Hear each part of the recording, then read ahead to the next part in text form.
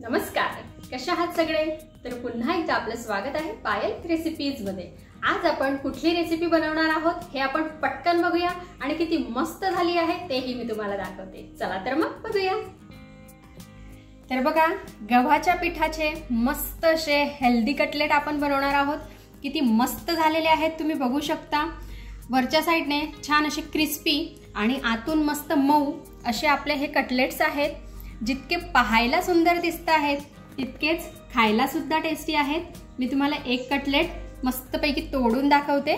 बघा, वाव, किती छान इथे आपला कटलेट हा रेडी झालेला आहे। अगदी यम्मी आहे। अगदी तोंडात घातल्याबरोबर याची चव आपल्याला कळते। यामध्ये जे आपण तीळ वगैरे घातलेली होती त्याची चव तर अप्रतिम येते। मी तुम्हाला व्हिडिओ मध्ये सांगितलंय तीळ स्किप केली तरी चालेल, पण अजिबात तीळ स्किप करू नका। त्याची जी टेस्ट आहे ती अप्रतिम आलेली आहे। तर हे कटलेट कसे बनवायचे चला आता आपण पटकन बघूया। सगळ्यात आधी आपल्याला इथे मिक्सरच्या भांड्यामध्ये कच्चा बटाटा जो आहे हा घालायचा आहे।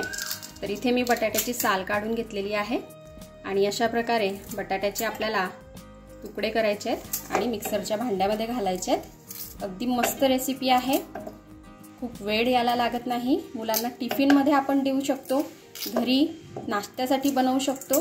तुम्हाला जसं आवडेल त्या प्रकारे तुम्ही ह्या रेसिपीचा वापर करू शकता। तर बघा, इथे एक बटाटा छान असा मी कापून मिक्सरच्या भांड्यामध्ये घातलेला आहे।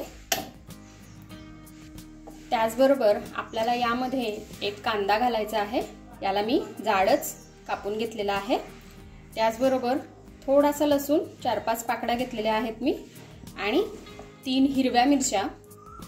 मिरच्या ज्या आहेत हे आपण आपल्या आवडीनुसार कमी जास्त करू शकतो। लहान मुलांसाठी बनवत असाल तर मिरची स्किप करा, याऐवजी लाल तिखट घातलं तरी चालेल। आता आपल्याला हे सर्व छान असं बारीक करून घ्यायचं आहे। यामध्ये आपल्याला पाणी घालायची अजिबात गरज नाहीये। तर चला आता हे छान असं बारीक करून घेऊ। तर बघा, इथे हे छान असं बारीक करून झालेलं आहे।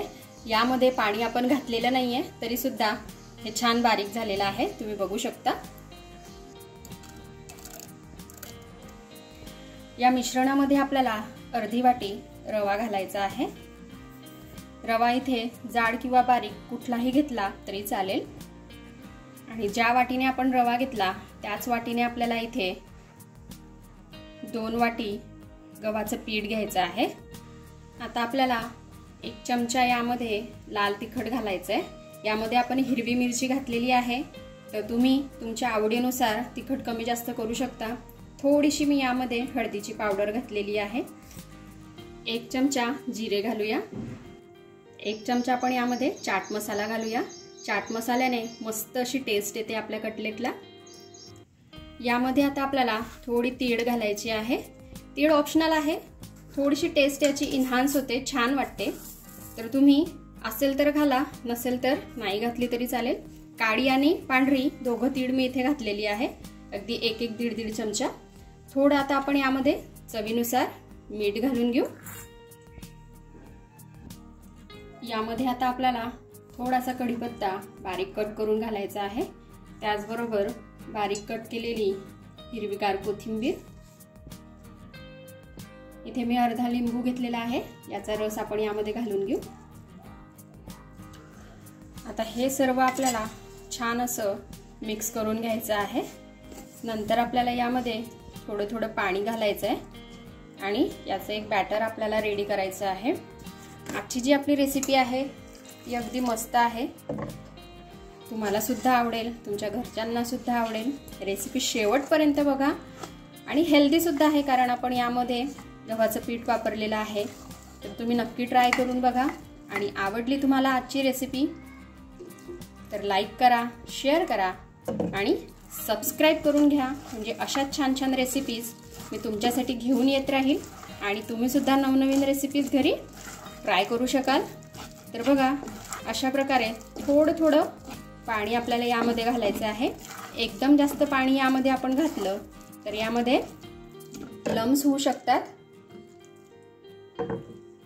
आणि बघा अशा प्रकारे याला छान असं आपल्याला मिक्स करून घ्यायचं आहे, म्हणजे सर्व गोष्टी मस्त मिक्स होतील आणि त्याचा स्वाद येईल।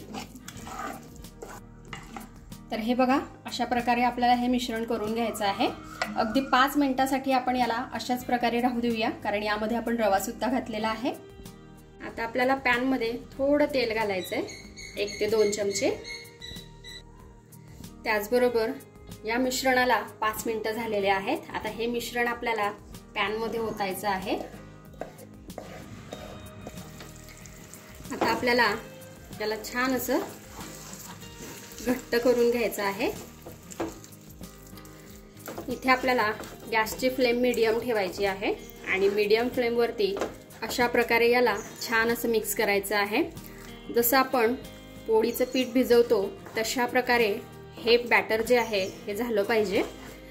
तर पटकनच हे गोळा होतं, तुम्ही बघू शकताय। हे छान आपल्याला अशा प्रकारे मिक्स करत करत